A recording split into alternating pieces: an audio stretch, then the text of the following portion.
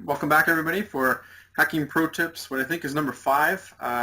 Honored today to have Jason Haddix with me, Director of Technical Operations at Bugcrowd.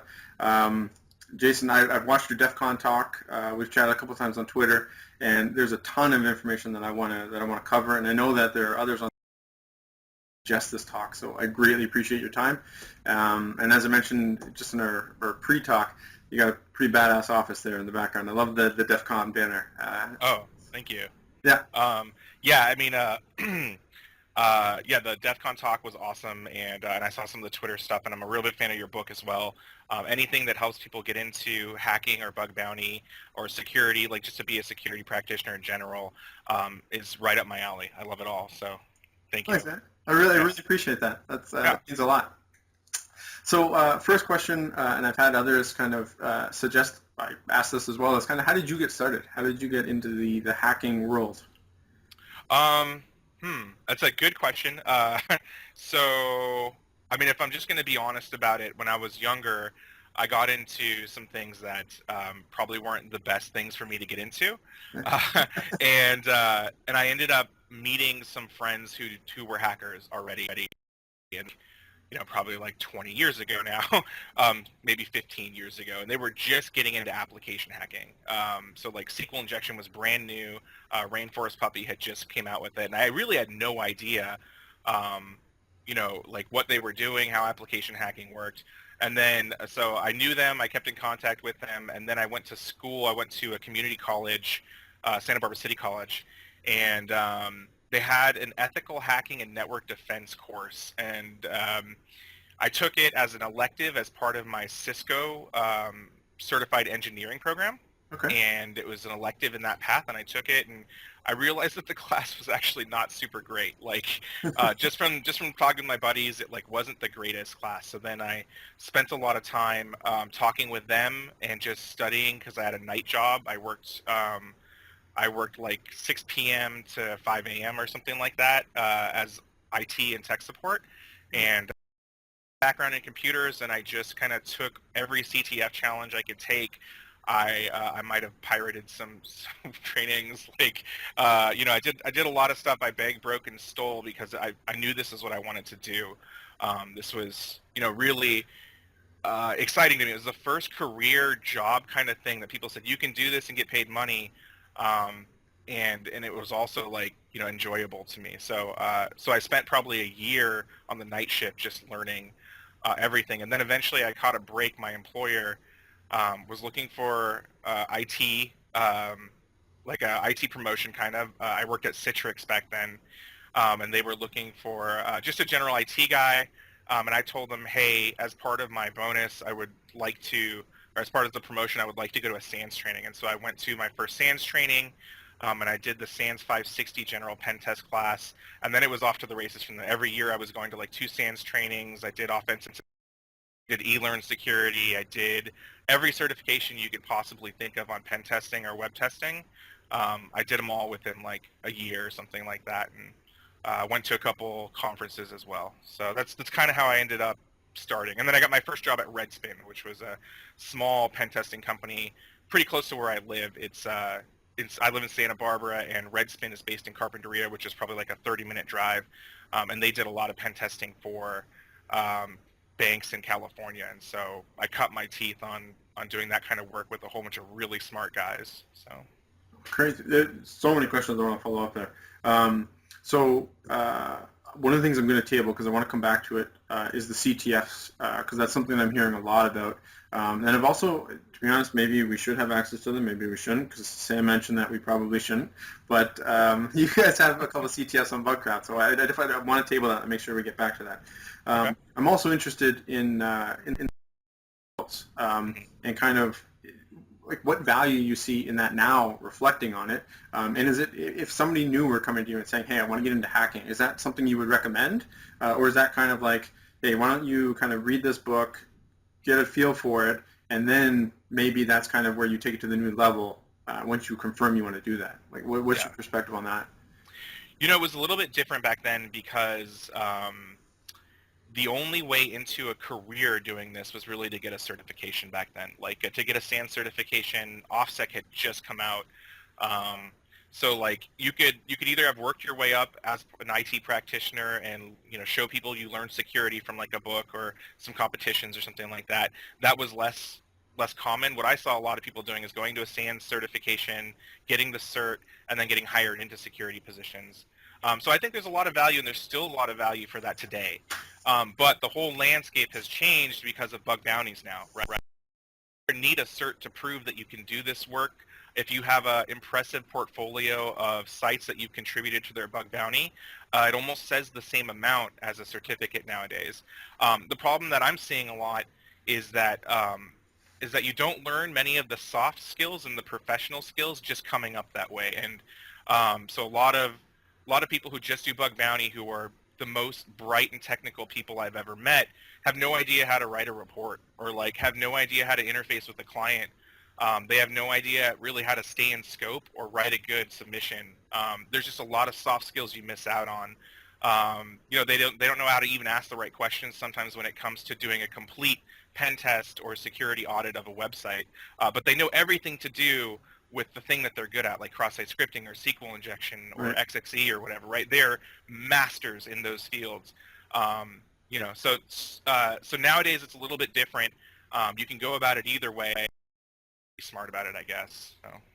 Yeah, no, that makes a lot of sense. And that's, for better or for worse, it's something that I've seen recently in terms of the kind of those soft skills. And I mean, arguably kind of the value that it serves, kind of this bounty fail type thing. And a lot of it is that, right, where people are kind of don't have the best interaction with companies. And in the last interview that I did for Hacking Pro Tips, that was kind of the focus, was how do you do that? How do you interact to improve your bug bounties and your work and your success? So that makes a lot of sense.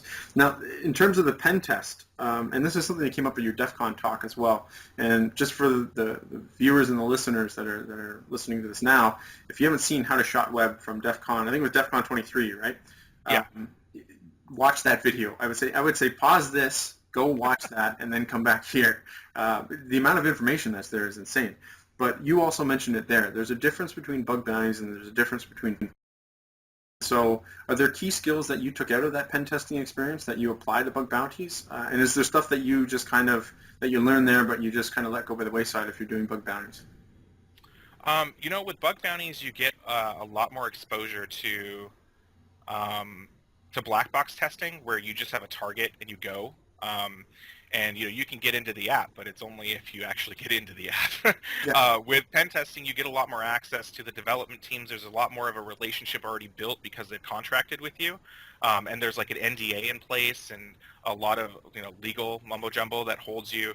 So they're more comfortable in being like a crystal box or a gray box, whatever you want to call it, right? Test. So there is benefits to doing that kind of work, over bug bounties where you're taking everybody in. And so, I've never been one of those guys to say that one is better than the other. They both complement each other really well.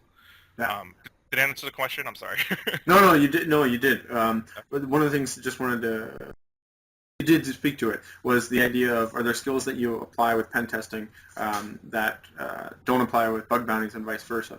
But I think it goes to speak to it in terms of kind of what your scope is and what you're actually working on, and they're very different. Yeah, so that makes sense.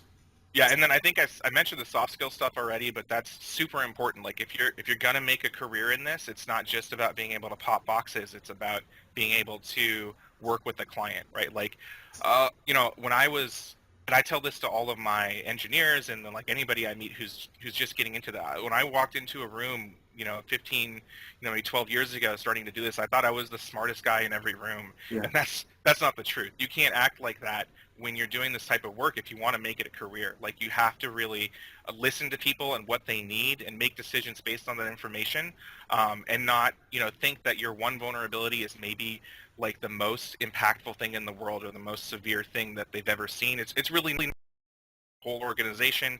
The one app that you're dealing with is just one app in that large organization. You're a small part of their IT budget. Like there's a lot of things you have to consider, and so you get a lot of experience doing pen testing from that. And so it's beneficial to go from pen testing into bug bounty because you have a lot of of that experience already. So. That's awesome advice. And one of the experiences that I've gotten writing the book and then interacting with people on Twitter and having those conversations is that's not there, to be honest, with some of the new guys, right? Where it's, I've submitted a bug. And I've been guilty of this as well. I shouldn't just point the fingers at others, but it's kind of like, I submitted a bug. It's been 3 months. What's wrong with these guys? Why haven't they fixed it, right? But you're looking at an entire dev cycle, continuous integration. If they're going to be doing their regression testing first, there's a whole process there. So I can't harp on that being important enough. I'm glad you raise it and you flag it. Yeah, totally. I'm guilty of it too. I mean, when I was a tester before I worked at Bugcrowd, and so like how it feels to have a bug in the wind, but every time I have a bug in the wind, I try to remind myself of those things, right? Like, listen, they're trying their hardest. There are actual IT people working every day to fix these apps, and they wouldn't have the bug bounty if they didn't care about it. So don't harp on them, like, give them all the information they need, and reminders, if reminders need to be placed, they just need to be gentle reminders, right? Like, just wanted to know the status of this bug or whatever. So that's how I coach a lot of the guys that hit me up on Slack, the new bug hunters who haven't gone through that before. That's kind of what I tell them. So cool. Awesome. So not to completely switch tracks, but I did want to kind of go over the DEF CON presentation because, as I mentioned, there was, and you mentioned in the presentation, there's a ton to cover, but it was limited time. And so I know I had some questions coming out of that. Sure. And maybe the first, kind of right off the bat, is with new hackers, should they be focusing, are you just learning about kind of how should the mentality be how to hack and how to do it efficiently? So automate tools, what tools to use, because I do see that shine through in the presentation, right? Mm-hmm. Yeah, I think I mentioned a little bit, but bug bounties add the time component to testing, right? You have to be first to submit, not duplicate, and have a valid vulnerability. So, I think everybody should focus on the fundamentals first. That's the Web Application Hackers Handbook, the OWASP Testing Guide. Those are the two most in-depth, and now your book too creates a lot of case studies too for application hacking. And there's other books too that are really good. Those are just the ones that by default I recommend. And so those will give you the context to start doing general security testing. But then when you decide that you're going to do bug bounty seriously, like this isn't just a thing you're going to boot up on the weekend or like one night a weekend and just trying to make a couple dollars. When you're going to be serious about it, it becomes about becoming first, and then you stuff. And so focusing on automation, you have to have a strong skill set in scripting. Python is my language of choice, although I'm not great. A lot of times I just use bash, ugly bash. So making your own burp plugins or extensions, those are always really useful to not have to leave the context that you're working in, right? If you work in Burp or Fiddler or Zap, not leaving that context and having all your tools baked into one thing saves you time as well. Cool. On that note, are there any resources, because I don't remember it coming through in the presentation, but resources for like learning Burp, learning to write the integrations, like how did you go about doing that, learning that type of stuff? Oh, well, actually the Burp forum, it was the forum, now it's the QA section, and also the help docs that they put up there, probably one of the most robust technical documentation projects I've ever seen. So they put a lot of stuff on there, so I just kind of learned it from parsing that. There's a couple of presentations on writing Burp extensions. I don't remember them off the top of that who they were, and I watched all those. Maybe after the presentation I could put together like some links about where to find some good examples. What I find is like to have the description of an API and how to use it is one thing, but to see an implementation of solving a problem is a completely other thing. And so I like to see how people solve their problems by making extensions, and also interesting problems too. And then that gives me like more lets me learn more than any other way, really. So yeah, no, that makes complete sense. Yeah, no, that'd be awesome if you had a list, but again, not trying to make work for you. So no worries, it's cool. Yeah. Cool, nice. Some of my questions and my thoughts here to how you proceed through the presentation, but one of the things you talked about was the directory brute forcing, and then there's the list that you have from SecLists that you're working on with Daniel, right? You guys are continuously adding to those. I saw that you added Brute's XSS lists just recently. Saw that on Twitter, so that's really cool. When you take that stuff and you mentioned passing it into Burp, and so sorry, you didn't actually mention it with directory brute forcing. I'm assuming you're using Burp, or are you using another tool when you're using those SecLists?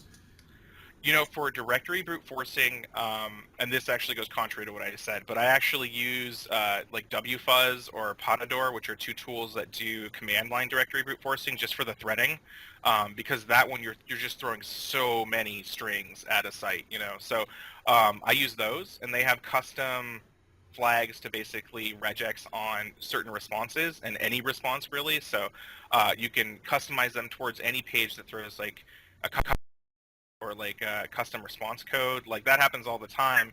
It's not just one site meets the same specification. So I use those tools for directory brute forcing most of the time nowadays. Okay. Okay. Nice. That's good to know. I know I've used Zap, and to be honest, I've used Burp as well. Just recently, having purchased the Pro Edition, and I'm still trying to navigate my way around Burp. But I really like the Zap's interface and the way that they use it. And I know a couple hackers have some cool stuff using that as well. So it sounds like there's a lot of options, right? I think you talked. Yeah, there's a ton of options, and I mean, there's nothing wrong doing it in Burp too. It's just when you load a large list or dynamically link a list to Burp doing directory brute forcing, it can consume a lot of memory, and it also might clutter up some of your targets list if you don't configure it right. So you just have to be careful with those kind of nuances. But if you're comfortable and if it works for you, it's also really easy that to your site tree permanently, and then it gets included in all your scanning and auxiliary tools you're using on the site. So. Oh, cool. Good to know. So one of the things you guys mentioned again in the talk was the reference to Intrigue and it being a tool. And admittedly, I only checked it out just before this presentation, but I was wondering if you can kind of go into a little bit more detail on that. Kind of what does it do? How does it? To me, it wasn't entirely clear in the presentation. Sure.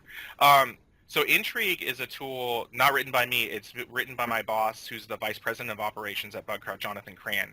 And he's absolutely brilliant when it comes to OSINT stuff. So if you've ever used a framework like Maltego, or a framework like ReconNG, any of these OSINT frameworks that basically take an entity or a name or a company name or a website and are able to extrapolate definitions. With Maltego, it comes in like this thick client package, which would memory. It's not free. You have to pay for it for the good transforms, they call them, or I guess you call them plugins. With ReconNG, there's a lot of them. It's a command line interface. It's written in Python. That's really cool. But with the idea behind Intrigue, it does all of those modules. It can do port scans. It can pull from APIs to do like company OSINT information, like all the employees that work at a company. It can do subdomain brute forcing. It can do directory. It has modules for all of these things, but it all operates on web services. So if you want to programmatically build it out as your ultimate bug bounty tool, you could write your own thing and just call the Intrigue APIs or use the Intrigue command line however you want. And you can thread it as much as you want. It's all dependent on really your infrastructure that you want to run it on. Sky's the limit really there. So it's open, it's free, it's got a lot of plugins, JCran built in, and it's an alternative to some stuff. In my opinion, I would rather use. So yeah. Oh wow, yeah, no, it sounds awesome. It sounds crazy powerful. Is there like the same way we were talking about the Burp QAs and that documentation? Is there similar documentation, for lack of a better term, around Intrigue and kind of how to use it, what the potential is for it? I'm not sure if John has done a ton of documentation yet on it. It was like John worked at Rapid7 for a long time and was a pen tester there, and that's kind of where everybody knows him from. He was hardcore on Rapid7, and he has a reputation for being a really good pen tester. So I think he made it through his years of just like blood, sweat, and tears doing pen testing wherever he was. Yeah. And then I don't know if documentation has really been a thing that he's focused on yet. Yeah. I can certainly ask him. I'll pass it along. And it makes complete sense. Like if you yourself, it's awesome that you end up contributing it. And you can only expect so much from somebody when they're essentially giving the tool away for free, right? Yeah. So yeah, no, that makes sense. Cool. Yeah, no, I'll follow up with you if you have a chance to ask him. That would be good. Sure. Yeah, I'll talk to him. So one of the things that kind of came out and shone through the entire presentation was the use of polyglots, right? And so for those listening that aren't familiar or haven't heeded my advice and going to watch the presentation, that's the idea of kind of providing this string that is a bunch of different payloads for XSS, SQLI, what have you. And so you mentioned a few. There are more now in the SecLists repo. Are those still the thing to use? And you had talked about kind of looking for specific parameters for XSS, SQLI. Has anything changed there? When you're hacking, are you looking for those parameters and then fuzzing on those, or is there kind of a broad that you have and you employ? Like, how does that look when you're actually using the polyglots? So polyglots in practice, I go through what I call my quick hits first. So there's a couple polyglots that are really good, right? There's the RSnake one. I mean, you can listen to the DEF CON presentation. It'll go through all of them. The one thing that the DEF CON presentation doesn't have is there's been discussion of kind of refining the one string that rules them all for cross-site scripting. Okay. And there was a CTF on a site called polyglot.inert.ml, and I forgot who. I forgot who ran the project. But it was an awesome project where all of kind of the cross-site scripting gurus tried to make a polyglot payload that executed in the most context with the least amount of characters. And so that's the new list that has been added to SecLists. That's one of them. It was the top 10 from that competition. Then there was another blog post. A guy on GitHub made one that he really liked that was and it wasn't just trying to execute in the most context and the least characters, it was also trying to bypass the most common filters that appear for JavaScript injection. And so so that one also got added to the presentation for like iterative versions. And so when I'm going through a site, the first things you should obviously hit are like the search box, like, you know, any form fields that just pop out to you that are like right in your face, like that's what you should use your common polyglots on at first and just see if you can pop an XSS real quick, right? Like that's just a no-brainer. But then as you go through and you spider the site and you use it, basically, you know, you just look for the parameters in the table that I list, and anytime you see that parameter, I'll hit it with the polyglot. And that's easily automated. I do it by hand because I like to take special love and care when I do cross-site scripting payloads. But for the fastest submission time and you would write like a burp extension for it probably. And you know, I might do it. I was thinking of releasing one at DEF CON where, but my talk didn't get accepted. But I was thinking of writing one that would just parse out all those parameters and alert you when it saw them. And then that's where you're going to drop your polyglot payloads on those commonly vulnerable parameters. So. Yeah. Oh, that's again. That actually, I should say it's bittersweet because it was that comment where you said that you didn't get accepted to DEF CON that ended up sparking this conversation. So okay. It sucks that the presentation is not happening, but at the same time, it's awesome that we're sitting down to chat about this right now. Yeah. So no, that extension sounds like it would be a cool and useful tool. It's also good to know that you kind of you take that manual approach as well. I definitely do, but arguably it's because I just haven't had the time to learn to automate it. But at the same time, I think there's something to be said for avoiding just hammering a site with automated tools. Not that this would necessarily be kind of that active system. Again, you often do see that in the kind of the policy scopes for programs saying, destroy us. So I think that's it's covered off a few of my questions now. So I'm just trying to regroup here. Now, in terms of, you had a quick reference for fuzzing paths, working through a site, creating a log file. I'm trying to remember what I was talking about here. So I think this was in reference to what we've already talked about, but it was looking at kind of your paths that are there, fuzzing them, and then so you might get a 401 here, but then some people just stop. Oh, right. Yeah.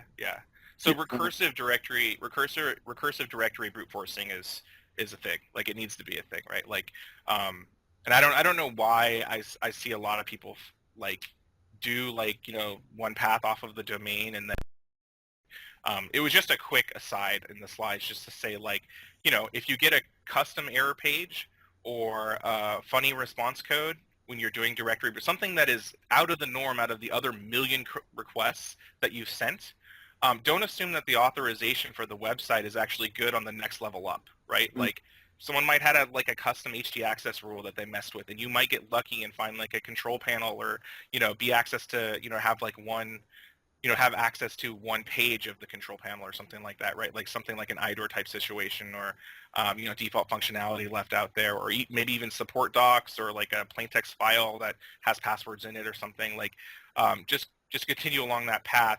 And Burp offers recursive brute forcing, and so do some of the other tools that I mentioned too. So they'll just take your list and rerun it off of anything that's different than the initial response codes that you tell it are bad. So. Okay. Okay. Yeah, that makes sense. I've seen that, not actually through bug bounties, but working on a site through a friend where they had a Git repo that was live, and I flagged it for the developers, and then they just decided to stop you from accessing the listing on the Git repo, but not actually stop you from taking Git config or anything within it, right? So that's awesome. That's good advice as well. Now, in terms of your note taking, it sounds like you're doing it. You've got your templates. Is it still Evernote that you're doing? And what does it look like when you're taking your notes and you're working through a program? Yeah. So I mean, I still use Evernote. For me, it's just kind of the easiest thing to work in. I have like 70 templates that I had set up, and I have 70 now. I don't know if I had 70 back when I was still hunting, but like on Bugcrowd. But yeah, it's just like, it's like any pen test report. You have a description of the vulnerability. Usually you can use like the general OO, and if you make a section that has some room in it to specifically talk about the vulnerability in pertaining to the customer's build, right, or pertaining to their actual environment, right? Like you don't just want to slam boilerplate text at them, but a lot of times the bug bounties are going directly to the developers or security staff that have never seen some of these vulnerabilities before. So to have a top level description of how the vulnerability works is important, and then you go down to links, and you add links to the findings about how to remediate these types of things. And so it basically looks like a pen test report finding, right? It's like it's got description, the target and URL it was on, and that's captured by the submission form of the bug bounty provider, and then remediation links that you think are good, and then it has a place for you to put in custom like text about their implementation or the specific instance of the vulnerability. Nice. Well, that's awesome. I mean, I've never sat back and reflected on it, but there's a few times where a few programs I've been working on where, let's use Angular injection, right? Like they have Angular injection on a few different pages that are kind of peppered throughout. And going to report, I didn't submit one report because it's not consistent, right? It's not like it's, here or there. So I don't want to provide one, you give it to a dev team, and then they have 15 different things to do on one report. Yeah. So you submit them as different issues, but a lot of it is the same. And then when you start looking at that across different programs, I've gone back into my previous reports, copied out of that, but templating makes so much more sense. Glad you flagged that, and I think it's a huge tip for those that are new. Again, in my mind, it also goes back to that value your time, automate kind of what you're doing, right? Objectively, take a step back and critically think about what you're doing and how you could improve it.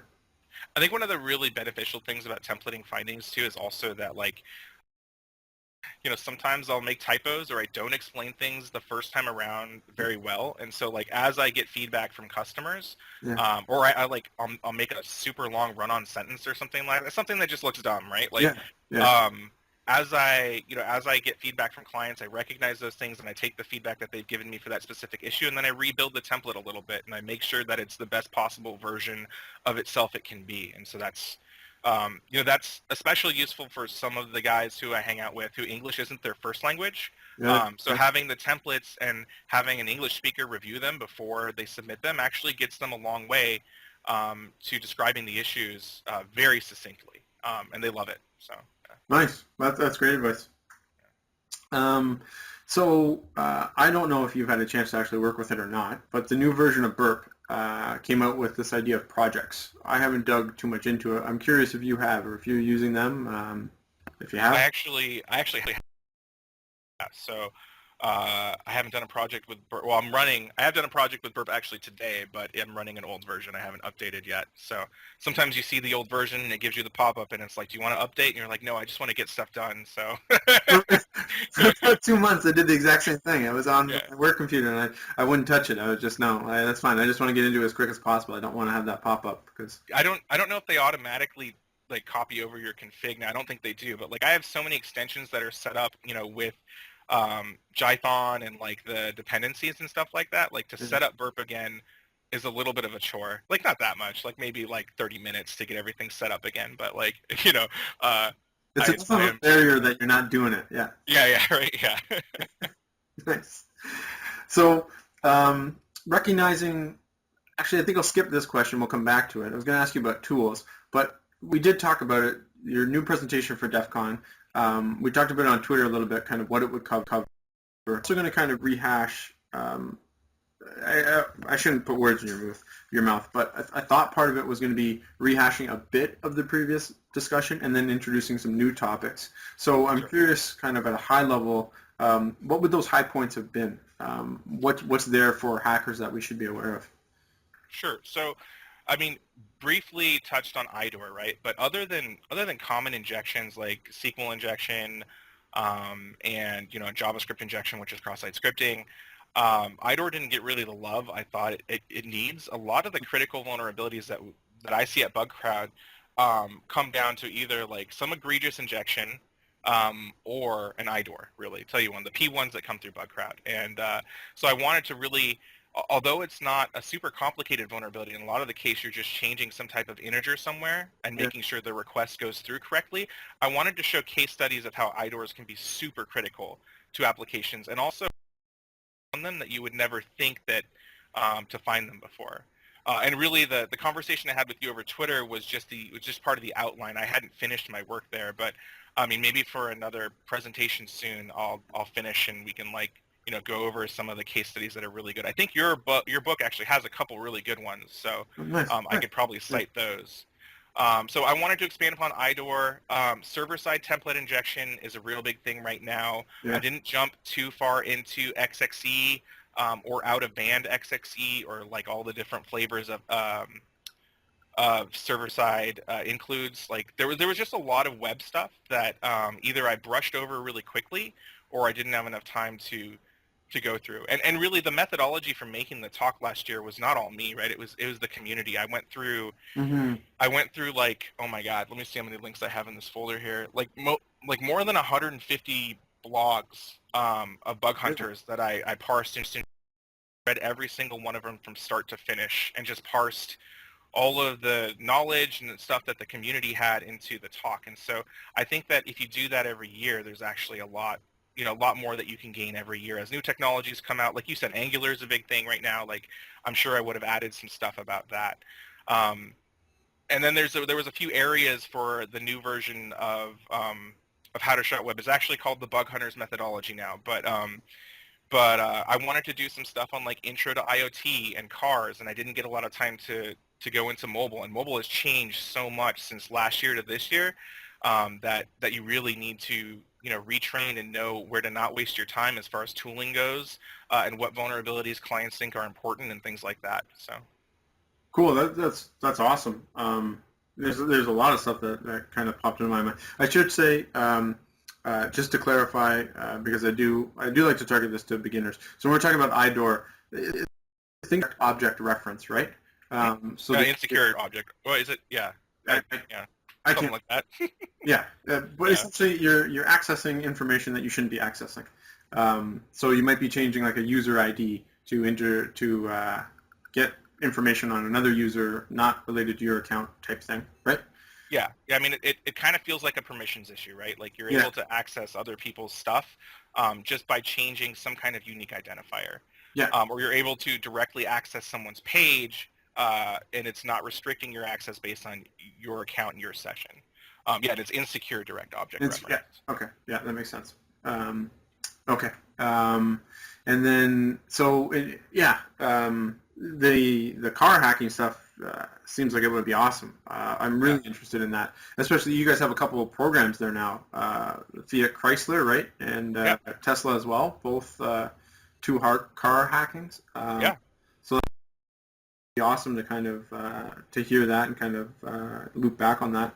The other thing too with mobile, and this is something that I'm still trying to get into that as well. So I'd be interested in your advice. But one of the things that's a barrier for me, and maybe this is a split between actually the idea of mobile hacking, quote unquote, versus kind of attacking APIs through mobile. And so one of the challenges for me is the SSL pinning, right? Yeah. Anytime I end up hitting it, I just end up stopping and just moving on. Any advice quickly from your perspective? Like, have you dealt with it? Do you know kind of the tools Sure. around it? Yeah, so I mean, the most, I guess not the most, but the best one I've run into, the best repository for a tool that lets you bypass cert pinning, I think is NCC Group's repository on GitHub, and they have a project on there to disable all cert pinning on iOS. So I'm a big iOS guy. I don't do a ton. But basically it uses runtime injection, right? Like it basically patches iOS's own API. So you have to run it on a jailbroken device. You have to have a jailbroken phone, which gives you complete root access to the phone, right? And then using this tool, it patches iOS's own implementation of cert pinning and basically removes the cert pinning. And so when it tries to do the connection, it's just a regular connection again. Yeah. Yeah. Okay. I think I know what I'm going to make for our next purchase. Yeah. Let me see if I can find it right here. SSL cert pinning, NCC group. I think one of them was called iOS SSL kill switch, and I think they're still updated. And they also did a whole presentation on the methods that they use to implement these. So yeah. Nice. Yeah. I know I'm going to butcher his name too. I haven't finished the talk. I want to say like Swinnon at B-Sides, San Francisco. For those listening, you can find it on YouTube. I think I've only watched the half of it because I ended up watching it on the bus to work, and then I started watching it on the walk to work, and I thought I'm going to get hit by a car. But he's talking about his approach to going after Instagram through their app, and so it's a really great resource. I recommend that for others who are listening to this. I did see that talk. It was really good. It was really well done. Yeah. And he found some really cool stuff too, right? Yeah, totally. I think if memory serves, he grabbed like an old version of the app too and started reconfiguring their signature and what kind of stuff. So yeah. So we've touched on this a bit, but not a whole lot. But from your perspective, we talked about communication being one avenue. But what's the difference from your perspective of the community being in the position that you're in between like the good bug hunters and then like the great bug hunters?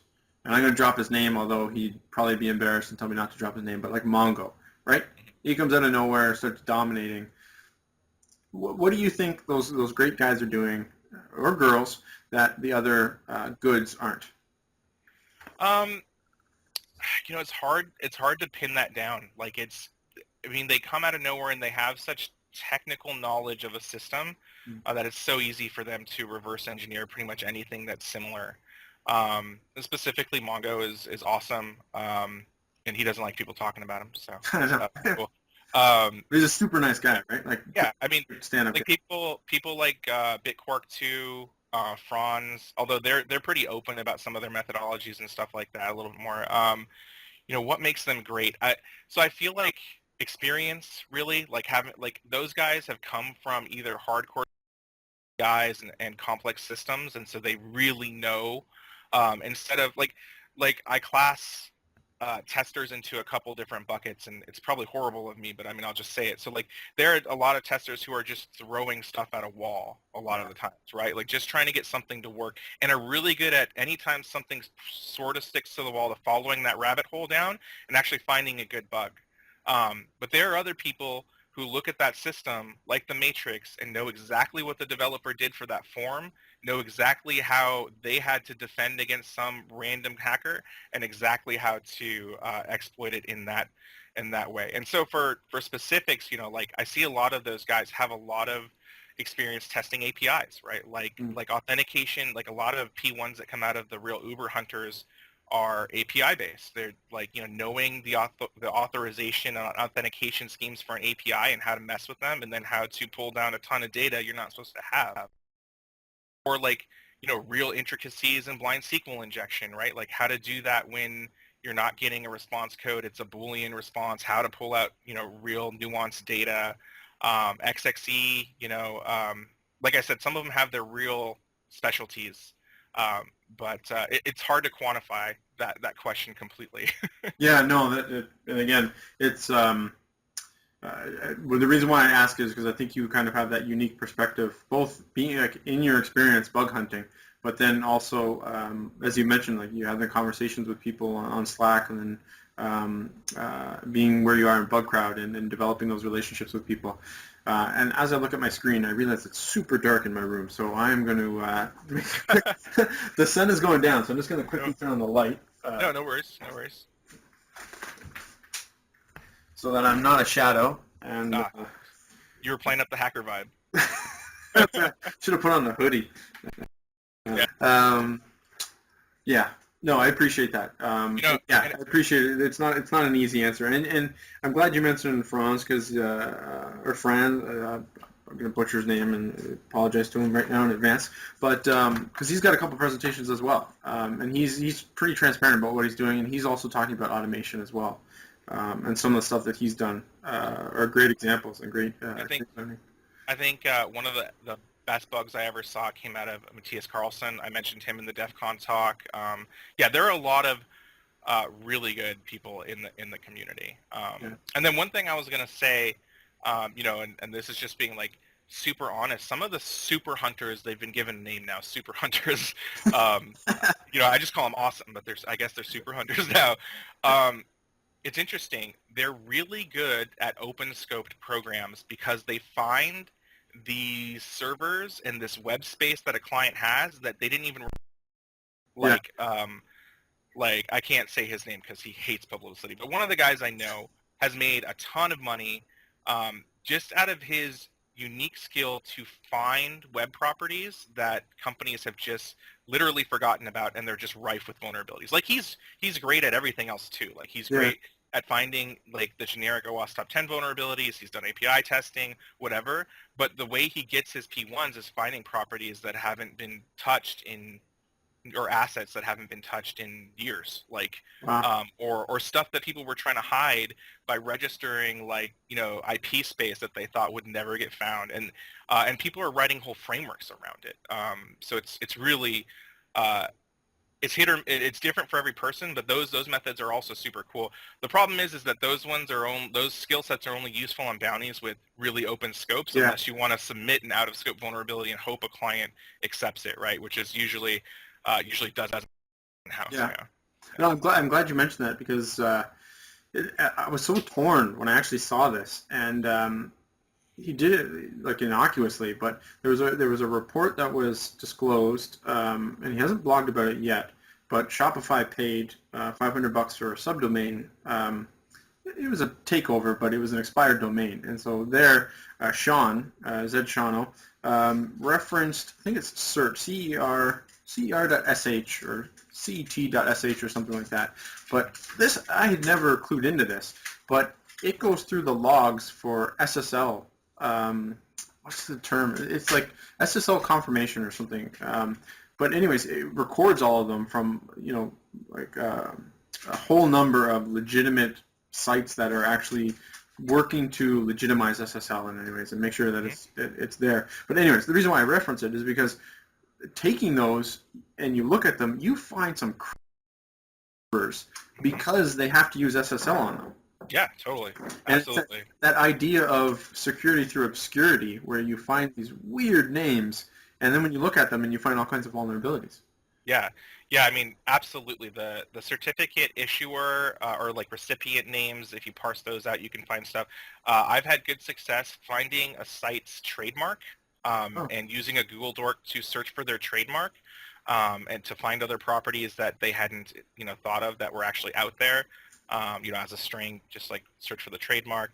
There's suffixes and affixes that you can add to your subdomains. In fact, gosh, who made the DNS tool that did this? I'll have to look it up and I'll send it to you after. But there's a new Yeah. DNS tool that will basically take your already brute force list of subdomains you found and then add suffixes to the subdomain name. So if it's like admin.bug something like that, it'll add like admin dot one dot prod or something like that. It'll add all these common suffixes and to the subdomain already and try to find servers using that. Like there's a whole bunch of really cool discovery technology out there. Like God, there was a bug that got disclosed where someone was asking the client actually got the submission.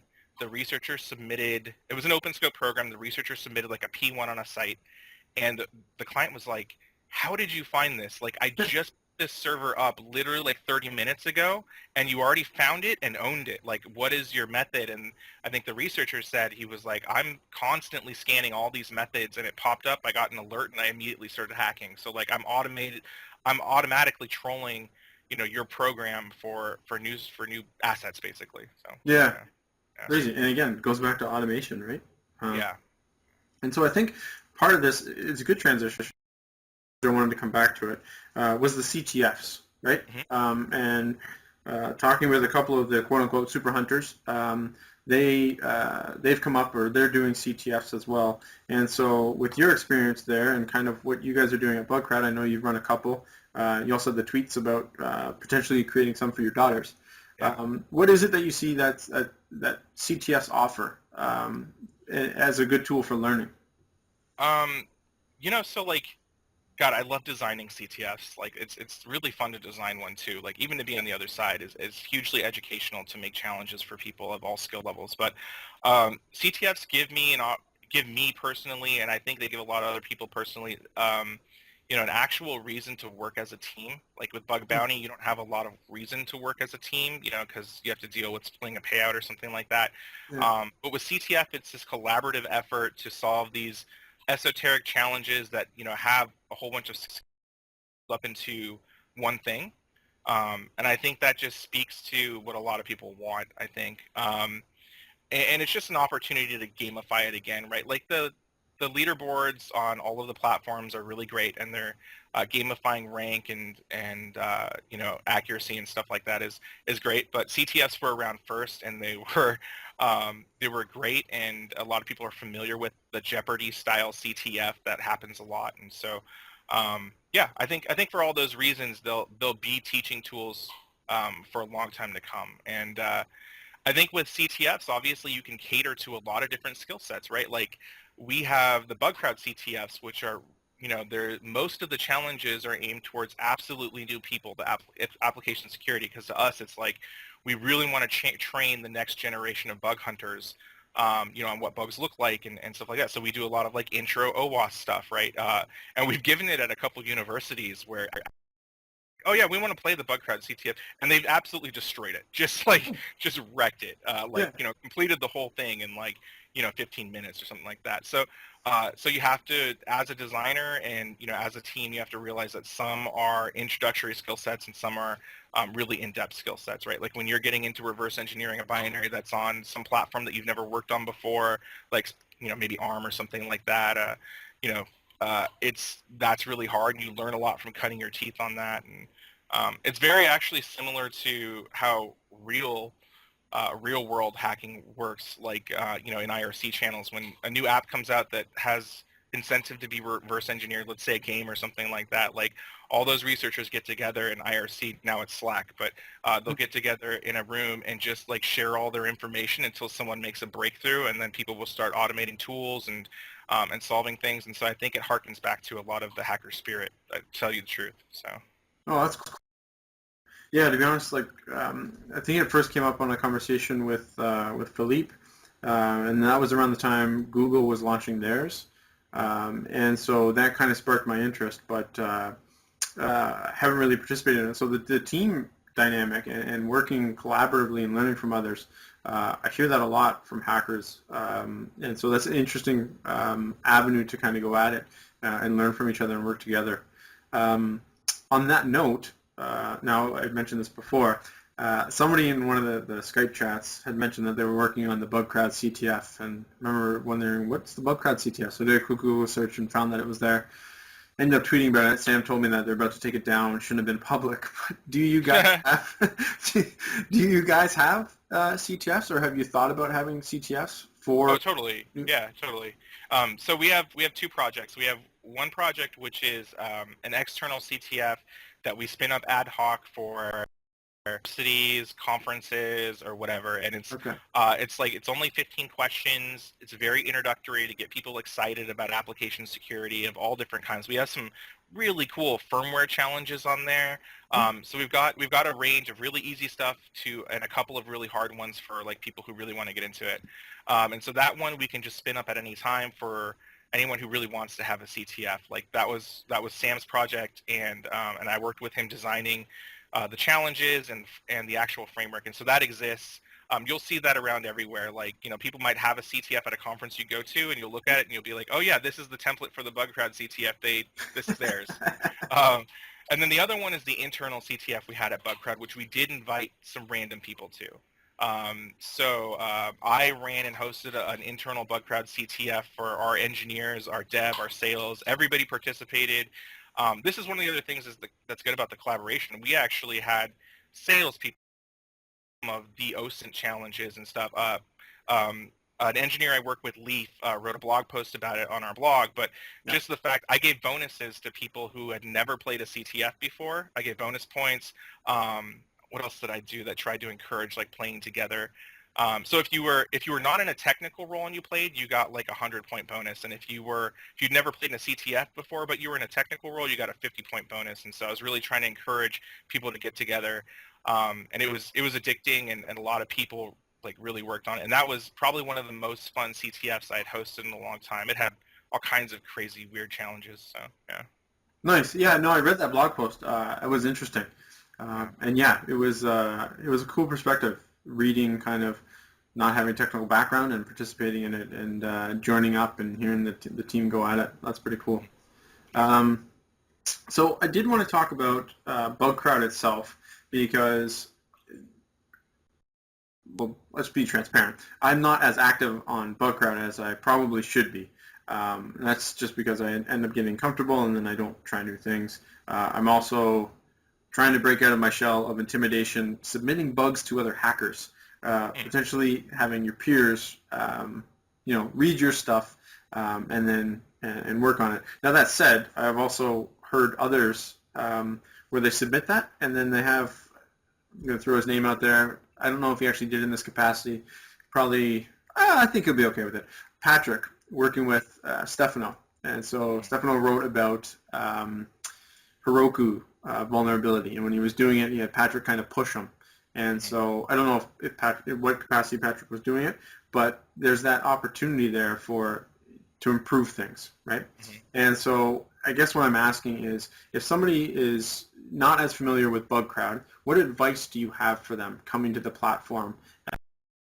Reports that are going to go to other hackers. We talked about communication being kind of clear, transparent, but is there anything else that somebody should know when they're approaching Bugcrowd to work on a program?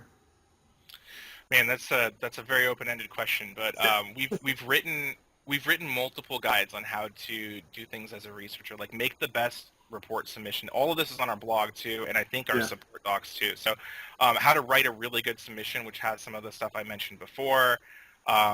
But I mean, coming to Bugcrowd, I mean, the bug bounty idea has been around for a long time, right? So it's, it's go through the phases of a methodology and be comfortable with your methodology, right? Like eventually you will find things. Like I run into the same analysis paralysis that I think everybody does. I'll look at a site and imposter syndrome too. Like I'll run into a site and I'll be like, oh, this is a platform I've never tested before. Like, F this, I'm going to put it down. Like, I'm not going to do this, right?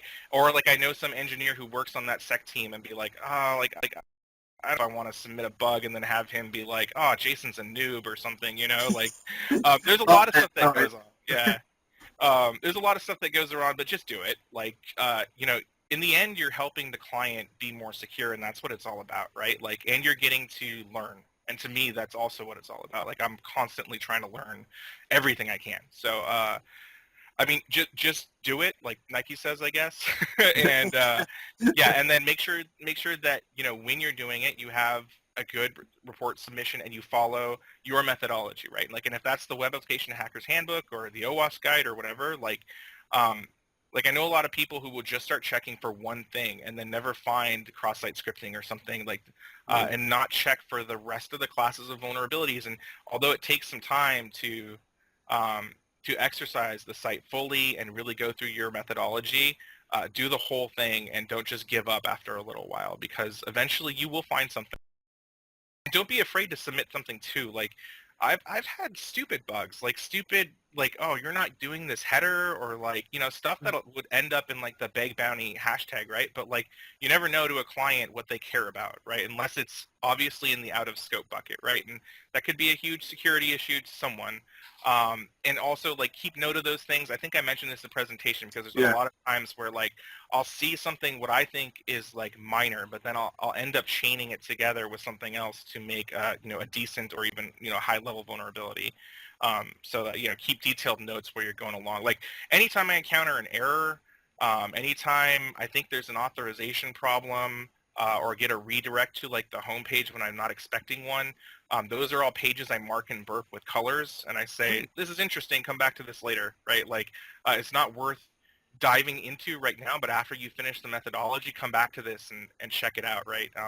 So, and then like, keep track of version numbers of COTS software and plugins and stuff like that. Like, that's all gonna, after you do your initial methodology, you're going to end up searching for, you know, vulnerabilities in those version numbers too, and seeing if you can exploit those. So there's like a lot of note-taking and methodology that goes into being a really good hunter.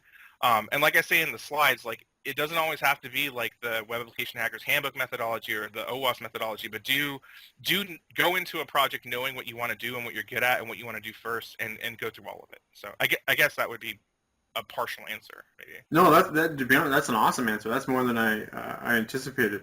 There's a couple things that kind of came to my mind right off the bat. First, it's super refreshing to hear somebody else say that, you know, you don't want to be like perceived as a noob, and the imposter syndrome. Right. Definitely, I don't want to say crippling, but impacting kind of what you're deciding you're gonna submit. The other thing that came to my mind, and of course I'm drawing the blank on it right now, so I'll probably remember it after and have to come back to it. But there were a few things. First, being kind of, now it's coming back, is hacking to learn as opposed to hacking to make money. And I know for those that are new or even experienced that are listening to this, admittedly, I started out with that mentality of hacking to make money, and it sucks because you end up submitting things that, like, in hindsight, you shouldn't really submit because you just want to end up getting the dollar. And really, so what I've tried to do, or try to help others do, is realize that it's a learning process. So you might not get the bounty today, you might not get it tomorrow, but as long as you're learning something new each time that you're at the computer, I think that's where the value is, and it will come eventually. I think that is, I can't echo it enough, so I'm glad to hear you say that as well. Yeah, I think that, you know, there's nothing wrong with hacking for the money, but like, there is, and I'll probably take a little bit of flack for this, but there is an expectation from the new generation of hunters that, like, we get payouts and stuff like that, and that's how this works, and give me my money. And I didn't come up like that, and you know, I see both sides of the coin, and it's not always as simple as that. So you know, we talked about it already. Communication, working with the client instead of against the client, working with the bug bounty provider instead of against the bug bounty provider.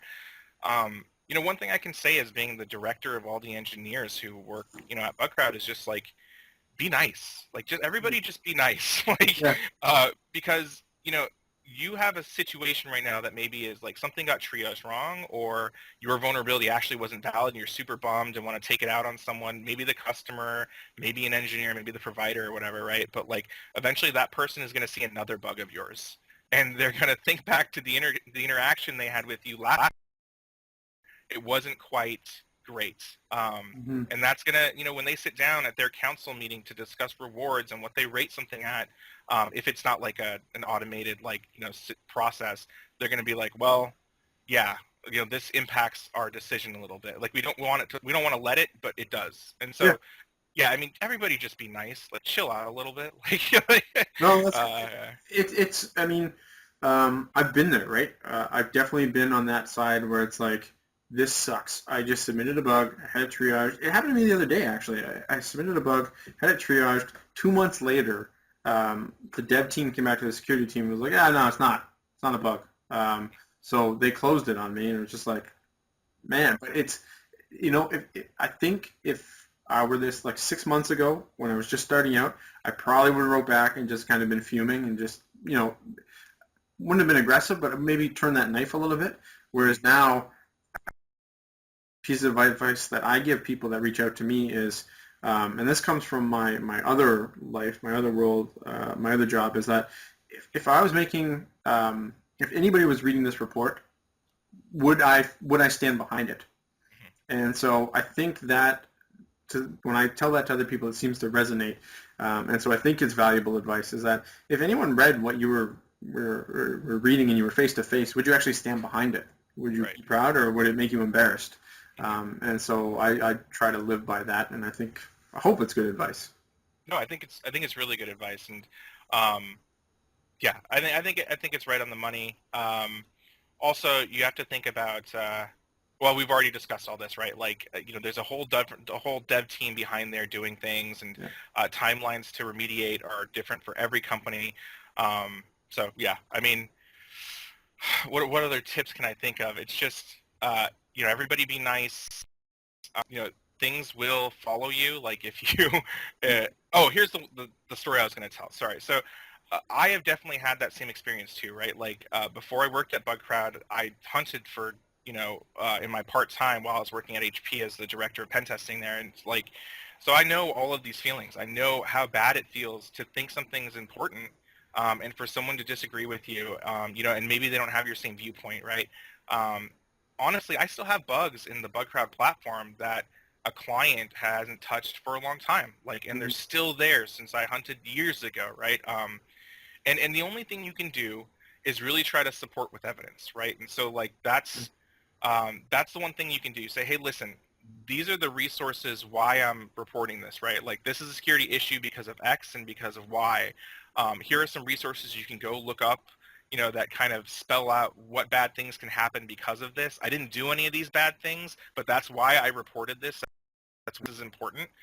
So being able to explain your stuff like that, and that's kind of the reason we created at Bugcrowd was the VRT, which is the Vulnerability Rating Taxonomy. And so it takes our common findings that we see and tells people what the most likely rating will be for those vulnerabilities. So, it's not this vague conversation around what you're going to get for a bug or what bugs people want to see in their programs, because we talk to clients in order to make it. We parsed a lot of our data. We did a lot of data analytics on what P1s were, what P2s were, what bugs had a lot of contentions, what bugs had subcategories that often needed arbitration. So I would use that as a guide too. I think that the VRT is probably one of the best projects I've been part of, and it's a baseline that we let everybody use. So a lot of times it gets changed by clients based on business impact, right? Like cross-site scripting on a marketing site is not as important as cross-site scripting on your main domain. So you have to keep that. It's been a really cool project that I've been part of. Actually, my engineers at Bugcrowd were instrumental in just being the counsel for that and designing it, and it has done wonders for us. So. That's cool. That's awesome to hear. And that's a theme that's been echoed in other conversations that I've had, especially on this podcast, is that you need to submit your bug, but then also put yourself in the shoes of who you're reporting to. And that isn't to say, here's XSS, here's what it does, here's what OWASP says, but it's really like, if I were to exploit this, if I was to attack your site, this is how I can use it to achieve whatever maliciously I want to achieve. So it's good to hear you say that as well. Cool. So the other thing that has struck me is the private invites on Bugcrowd. And so I'm curious, I'm a new hacker. I come to Bugcrowd. I start participating for the benefit of those that are listening. How do I improve my chances on programs? And the reason why I ask is because sometimes there's less competition on those private programs, right? And so it seems to be the coveted place where you want to go. Yeah. I mean, private programs at any provider are awesome. There might be less people on them. The targets are different. So for whatever reason you want to get on them, well, not 100% my area. Kim Price on our team is the director of researcher success. So Okay. she actually has her hand in tweaking the algorithm on how we do this, and also Katie on her team does this too. But I know that basically participate on public programs, right? Even kudos only ones. The threshold to get private program invites is not super high, right? And we do that on purpose, right? Like anybody who submits a valid vulnerability sometimes of a certain level, even if it's a duplicate, shows some skill in application testing, right? And those are the kind of people who have, we can haven't participated a lot anymore, but look, they did this. Now let's bump them up into some private invites. It's really not that hard. Like just work on some public programs, submit a couple decent bugs, and you'll start getting private program invites. To get like the super elite private programs, that's another algorithm, and you have to show that your accuracy rating over a period of time is so great. That you would probably have to talk to Kim about, but yeah, I don't know why a lot of people I talk to just are like, yeah, I would never get a private program invite, or I don't know how. Just start submitting, right? Like when I started on Bugcrowd, it was the same situation. I started off as a nobody. Nobody knew who I was, and so I submitted some bugs on like some of their public programs, and I got some good responses. I worked with the people instead of was aggressive towards them, and then word got around, and my accuracy rating shot up, and then I started getting private invites all the time. Everybody, so just I guess don't let the analysis paralysis kind of like do its thing to you. So yeah. Nice. That's awesome. I appreciate that. I appreciate the insight into it. Because it's even the idea of just don't throw darts at the wall, right? Like provide value, but at the same time, do it within proper framework, right? So it's not analysis paralysis. It's also at the same time not 10 darts trying to stick one. Right. Cool. So that kind of rounds out all the questions that I had. Again, I think when we talked, I originally told you about 30, 45 minutes. We've now gone over an hour. So I'm so sorry. No, don't apologize. I was going to say thank you. It's been awesome. I love it. I could keep going for another hour, but yeah, I don't know if we'll keep the listeners on there. But anyways, I greatly appreciate your time. I greatly appreciate you taking the hour, and even the positive feedback on the book. It's been awesome. I really appreciate that. So again, for those listening, Jason Haddix, Director of Technical Operations at Bugcrowd. And if you haven't already checked it out, again, go check out the DEF CON 23 presentation, because there's a ton more info that will help you become a better hacker. Cool. Thanks everybody. Thank you. Okay.